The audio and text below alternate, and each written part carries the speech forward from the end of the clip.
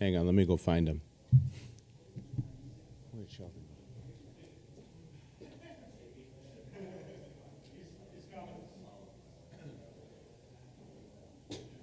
All right, well, while he's coming, first of all, thank you again for being here.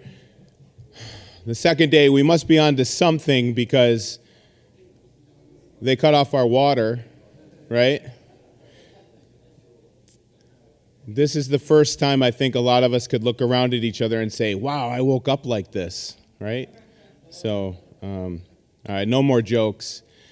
But this does remind me, if we were all Bitcoins, now I kind of understand what Marathon was doing with, clean coins. Okay, anyway, whatever. So, like I said, we have clean energy mining with DMG. Sheldon Bennett will be up here. After that, we're doing a moderated panel with Tone Vase. Slush Pools is going to come up here. Luxor, Edward and Ethan. And we also have Romaine coming up to do that as well. After that, we're going to do energy requirements and site selection for Bitcoin mining farms with Priority Power and Core Scientific. Russell Can will be up here with Trent. And finally, the last one, it's going to be awesome, Color of Money, Bitcoin fungibility, and that's going to be, I think, with DMG and BBT. They're going to come up at the end. So thanks, and I'm going to hand it over to Sheldon.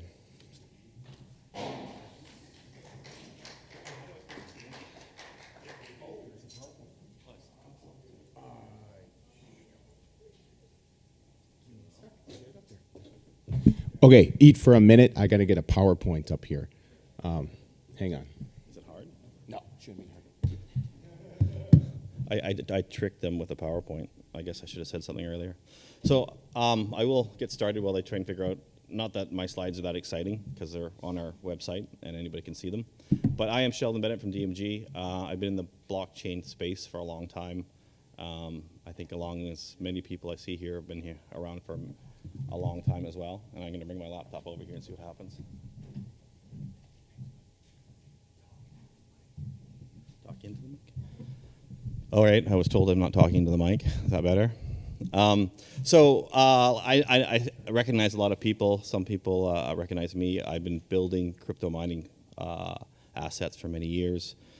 Most people who know me know I started back in the days with Bitfury, when Bitfury came into North America and specifically came into Canada. I built a lot of Bitcoin mining in Alberta before starting DMG. And I think Bitfury can probably claim the name of sort of really pushing the idea of containerized mining. We built hundreds of containers in Alberta. A lot of people have taken those containers and improved upon them over the years, and there's some really great containers out there. And I'm starting to see there's some really good container designs for immersion as well. So people are moving from air-cooled to immersion. Oh, I do have slides. Cool. I don't really want to do a big presentation. I only actually want to talk about 2 or 3 things from the DMG point of view about what's going on. So I'm going to skip to the beginning since that seems to be the end. Maybe not. You don't want me to go through all these slides, trust me. But I'm going to show a little bit for those of you that don't know DMG about our company. So there you go. We are an actual public company. We're listed on the Toronto Venture Exchange and the US OTC and in Frankfurt. So our lawyers make us put a forward-looking statement up every time I talk, so sorry about that. So we're about 25, 30 employees. Our company is really split into 2 parts, and I call it Core and Core Plus. We just used to call it DMG, but we really started moving more into software in the last year or so. So Core is just our core business. We're Bitcoin miners.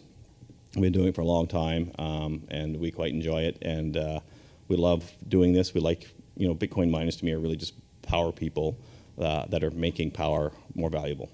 And I think we're doing a great job at it. And I think the industry itself over the last few years is really starting to grow, and it's starting to get a bit of the status that it deserves for a lot of the hard work that people put into growing the Bitcoin network.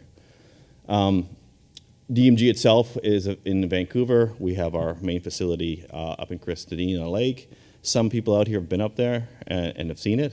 I only see Russell here. He went up there. He calls it Planet Hoth, but it's cold there in the winter. He went in February.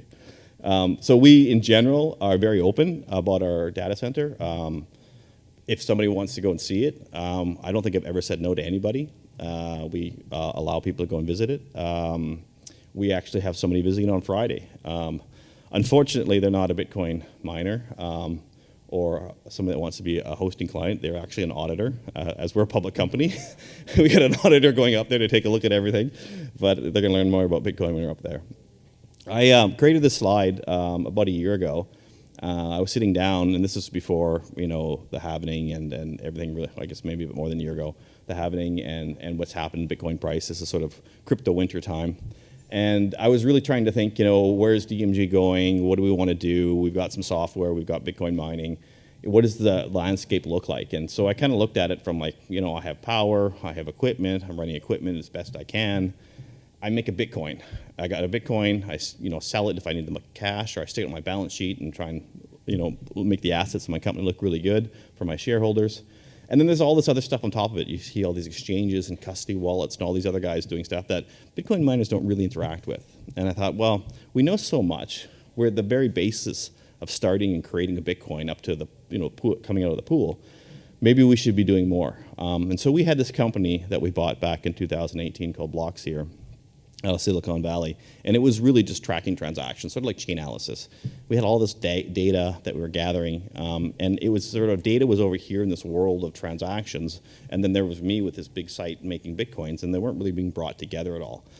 And so we kind of looked around and said, well, what do we need to do, looking at sort of the way we see the Bitcoin ecosystem, to kind of bring all this together into one roof. And we came up with this idea of being vertically integrated, and we were pretty close to being vertically integrated. We're just missing some parts where we could say, from turning the power on to transacting a Bitcoin between fiat currency. We're not that far away from doing all of that. So I kind of plugged the pieces in there and said, well, what am I missing? Well, I'm missing a pool. I don't have a pool. There's a lot of pools out there, but I don't have a pool that does certain things. And going back to the auditor that's in our facility on Friday, there's a lot of things in pools that North American companies, especially public companies, or companies with a governance level, really need in a pool that, for whatever reason, they're just not really in most pools. And a lot of pools are getting better at it, but there's this idea that you need to have SOC 2 compliance, you need to have auditability, you need to reliability of the information in the pool, all these kind of things that if you're not a public company, it doesn't really matter as long as you trust your pool operator. But if you are a public company, you run into this issue where your shareholders, through your auditor, need to be assured that the revenue you're recognizing is correct. And so there's this whole idea that just because a pool says you're getting this many shares and this much revenue, doesn't mean they're right unless they can prove it. And there's no motivation for a pool to prove if they're right or wrong. There's nothing you can do to them. And so it created a real problem for public companies. And so we got involved in this from an audit point of view, where we actually audited pool data against our own private nodes to see whether or not the pool was actually paying out properly to the users that were public companies. And it's horrible, because if you're a public company, then you have DMG or somebody else like us going through all of your pool data, all your miners, all your electrical bills, trying to figure out if the revenue you did is correct. And so it's intrusive, and nobody wants another Bitcoin miner looking at all their stuff.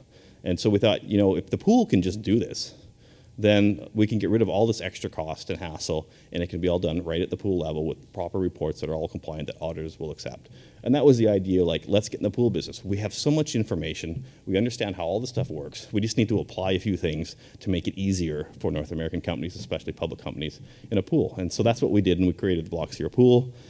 Many people know that we licensed that pool to Marathon as Terrapool. Many people know the debate about OFAC. I had about an hour and a half debate about OFAC last night, and I think I might end up having it again today. We'll see. And there's pluses and minuses to it, so it's a really interesting debate to have.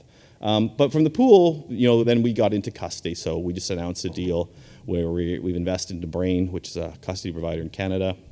And so now we've got mining operations software through Mine Manager. We have pools. We'll talk about Terrapool as well. And then we have custody, and now we're getting into exchanges. So we've announced that we're moving into the exchange business as well, so we can custody coins and start trading them. And so we have all of this kind of stuff that we put together. So our whole goal was to sort of drive up from an electron, making it Bitcoin, and then a Bitcoin, I didn't want to stop at one transaction. I didn't want to stop the company to say, I can make a Bitcoin, look at me, there it is on my balance sheet, or I sold it because I have to pay some wages to people. I wanted to keep interacting with that Bitcoin after that. And I think that, eventually, I hope some other Bitcoin miners will start doing this as well, because we have such great knowledge of how everything works. I think if we just kind of keep pushing our way up that value chain, there's a lot more that we can discover and do and come up with in the Bitcoin ecosystem. And so we've really been pushing ourselves into that higher in that ecosystem, into the transactional side. We want to keep transacting with Bitcoin and getting fees and continuing to grow the business that way and come up with products that we think the market needs or clients need. So we're really focused in on the software side. And just, you can go so far on the infrastructure, but I think you really need to get into the software to really keep growing yourself as a Bitcoin company. So we call, as you saw, Core Plus. I think everybody's been to Bitcoin mine, but that's just a picture of mine. If you haven't, GPUs on one side, Asic miners on the other. This is just, normally I do this presentation to investors. Again, it's on our website. You can see, anybody can see this. Just our facility, for those that have not been there, it's that big building, 30,000 square foot building there. We fit about 45 megawatts into that building. The rest goes out in the back in containers. Just where we are. We built the substation ourselves privately. We wanted to be power independent, so we built an 85 megawatt substation with the ability to twin it.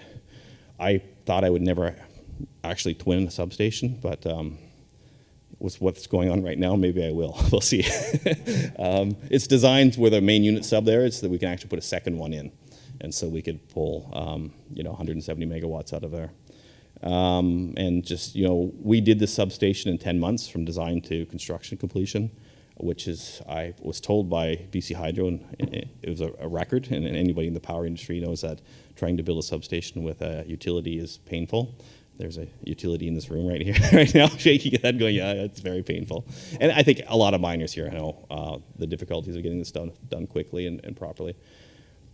We took an old finger joint plant, cleaned it all out, racked it all up, and just put a lot of megawatts in there. And we did a lot of work on the engineering of our pod system of hot and cold. We have no assist fans just to get the distances right, so we get enough cool air coming in. We use water walls just to cool it down in the summer for a few weeks. But basically that's it. We just use the fans on the machines. It runs everything, exhausts hot out, and it runs really well. There's a few people here that actually host in my facility. So if you find one of them, they can tell you if it's any good for uptime and temperature and all that kind of stuff. Just another picture. One thing that we announced that we're actively doing and we've made some progress on is the move to immersion. Even though we're in Canada, we don't really have that much for hot weather compared to places like Texas. That everybody talks about immersion in Texas. We're still moving towards it because of the ROI. The price of fluids come down. The engineering of tanks is actually not that difficult. The cost to put it in is marginal once you already have infrastructure in there. So we did a power study. We hired a company just to see if we were like insane and just pretending that this was great or if it was actually good. We wanted a bit of an independence on our board, and we ran a batch of, I think they were T17s for a few months in air, and then we took the same ones, put them in, same firmware, everything, put them into immersion, and we saved 18% running the same hash rate of power. And we were shocked. We were guessing like 9-10%. So it was double what we thought. And we didn't actually do it. Somebody else did it for us. So we were pretty happy with those results. So we are moving forward with immersion. We are looking at just retrofitting all of our stuff and then moving from air-cooled containers to immersion-cooled, wherever it's possible to do that. So I won't talk too much about it. I love talking about immersion, and there's a lot of people here that like it as well. So happy to talk to anybody about immersion cooling. I think the industry will move there more and more over the next few years as the costs are coming down and the capital is coming down to do this. A few years ago, the first immersion I did was at Bitfury in Gildani. It was extremely expensive and very difficult. It was two-phase, and I don't wish that upon anybody. Single-phase is much easier and much less cost. And then on the software, I'll run through it quickly. This is sort of where we've been spending a lot of our time. I kind of break Blockseeder, which is our software company out of the US, into two parts: safety and security, and regulatory and compliance. And so safety and security is our Explorer, the wallets that we're now launching now that we've done our investment into Brain. And then regulatory and compliance is, again, Wallet Score, which is an AML product, same as Chainalysis has and CipherTrace and others. But we also have our Mine Manager, which I'm sure everybody has some type of Mine Manager watching their equipment. But the mine manager works well to create pool software. And then we have, the first pool, which we white labeled to Terrapool, and the second pool is Terrapool, which we have our stand over there to talk about Terrapool. And then we have a new project called Petra that's coming out that's going to help us with optimizing transactions through the blockchain. Just some pictures. Some people like to see this when I talk to investors. What does it look like? There's that word OFAC. So some people it's a bad word. Some people it's not. Like I say, we had a long debate. I think it's just your point of view on how you see the industry growing. Mine Manager, that's just one of the heat maps. It tells you the heat of every server there. It tells you the hash rate efficiency, if it's 100%, plus or minus. It does a lot of stuff. It rescripts all the miners. It gives out work tickets if something's broken and not working properly. Blockseeder Explorer, just tracking Bitcoins, used forever by the FBI and different organizations. Again, no different than the other companies out there that do this. Wallet Score, same idea. And then just into the pools. I was actually just talking to Russell about, no, it wasn't Russell, somebody else, about this slide. And what's going on in China and why mines are being shut down. I actually don't know why. I don't know the rules and regulations. But this slide, we made this one, almost a year ago as well. So it's getting a bit dated. But it was just kind of showing like the nodes and the hash rate and where the hash rate is and the nodes are like people actually transacting and doing transactions, whereas the hash rate is like where the pools basically are, where you're sending your workload. And this you have this kind of balance where North America, Europe seems to have a lot of node action, but you have a lot of hash rate over in Asia, parts of Russia and Kazakhstan. And so, you have this idea like people are busy making hash rate over here, but people are busy using Bitcoin over there. And the idea was to try and bring that balance that a bit together. And that was one of the reasons why, Marathon wanted to get in the pool business is they wanted to try and keep more of that hash rate where people are actually using Bitcoin more. And so it's a good little discussion slide when we talk about what's going on with a lot of movement and investment into Bitcoin and into North America, compared to other parts of the world. And I don't need to really talk about it. This is what I was sort of talking about public companies and pools. There's in that transparency one is probably what public companies really need to focus in on was this idea of independently audited pool, KYC on users. There already is sort of a KYC on users in general if you're a hoster. And then sort of this idea of this OFAC clean blocks. You can or cannot use it, it's up to you.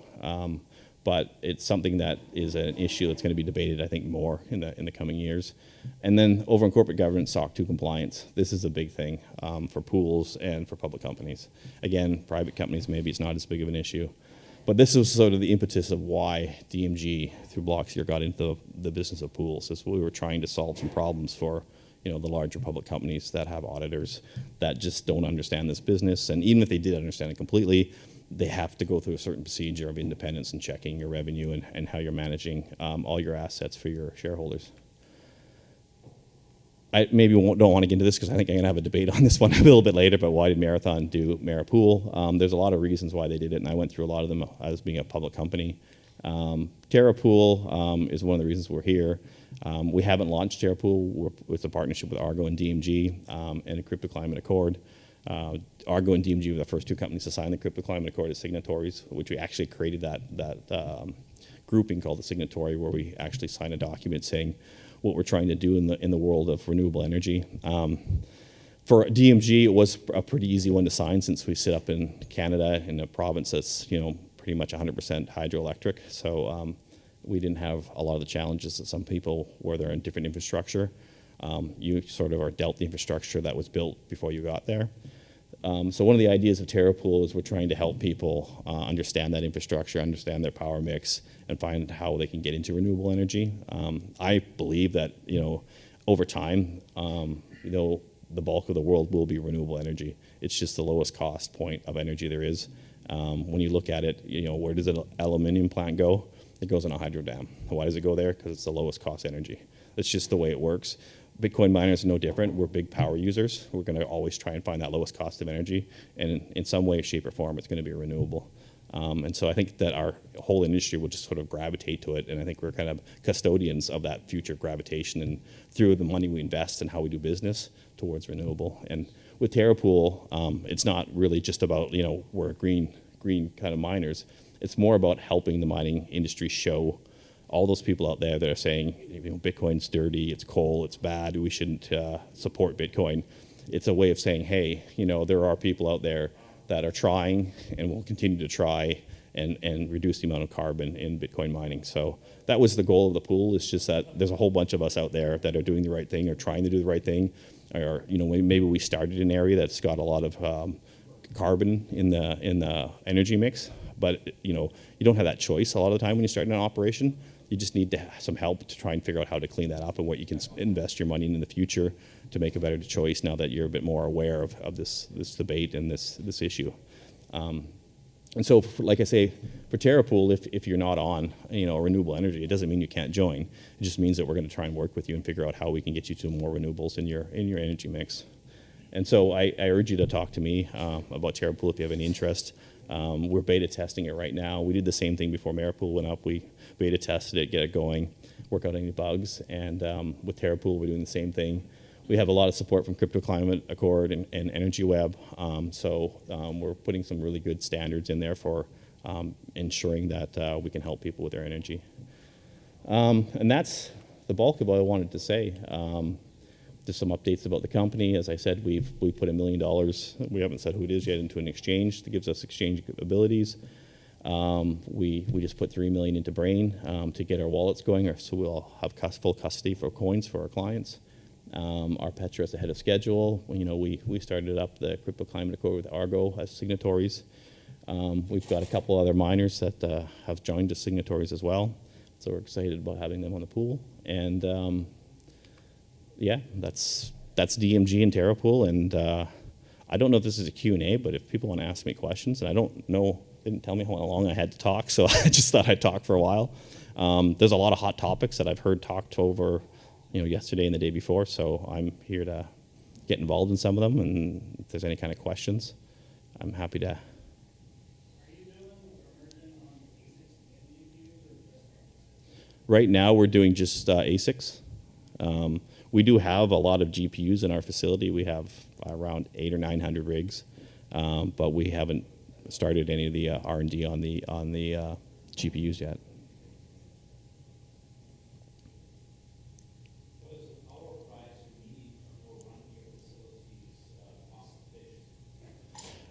Power price is an interesting debate. I mean, everybody believes the lower cost, the better, and I 100% agree. But when you look at what it costs to create a Bitcoin and you look at what you can sell it for, I don't know how relevant power price is right now. I think it is going to be relevant around the next halvening as we kind of watch the system of the difficulty, and as we get close to the next halvening, power price becomes really important. So if you're mining at 10 cents a kilowatt, if you're mining at 2 cents a kilowatt, you're still making a Bitcoin for $8,000 or $10,000 or whatever that is, and you're still going to clear $30,000 when you sell it. So for us, we have the choice of wholesale power. We own our own substation, or taking it from the utility. Right now, we like to take it from the utility just because we have guaranteed firm power. When we take it on wholesale, we have to, we could be curtailed. It's not firm power. So we're taking right now on utility power and just pay the utility tariff. But the price of power on wholesale in Canada, when we get it delivered, it's around $25 a megawatt. So US.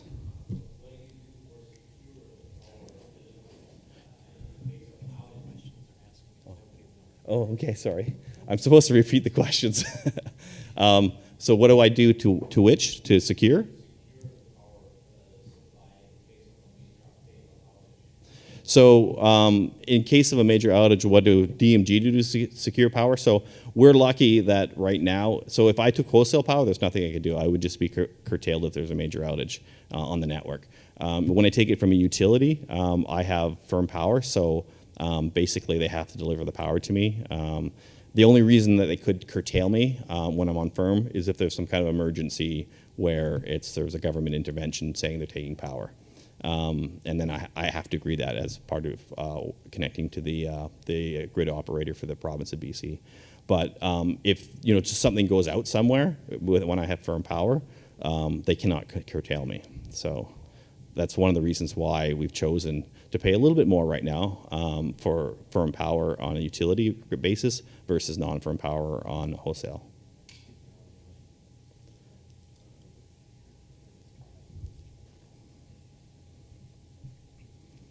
Well, this is good. Nobody's going to ask me about Taproot or anything like that. That's great. I think the pool guys are coming up a little bit later. They'll talk about that. Any other questions? All right. Well, I look forward to, if I haven't met you and talked to you, come up and talk to me. David's here somewhere too. He came with me as well from DMG. I think he's got his hat on, and I don't see him right now. But come talk to us. We try to man the booth a little bit, but I guess there's not a lot of people going to booths. But pick up a hat, pick up a brochure if you're interested, and yeah, I'm looking forward to just to talking to all of you. And if you're going golfing, hopefully I'll see you out golfing. Thank you.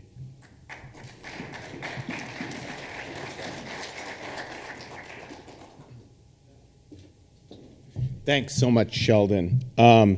Listen, they're on to us because the AI shut down that stream twice. So we want to make sure that we get the next panel up here before they shut down the electricity. And we got Tone Vase coming up. He's doing the moderated panel. We have Slush Pool coming up here, Edward Evanson, and Luxor, Ethan Vera, and we have Romaine. Where's Romaine? There he is, from CCU.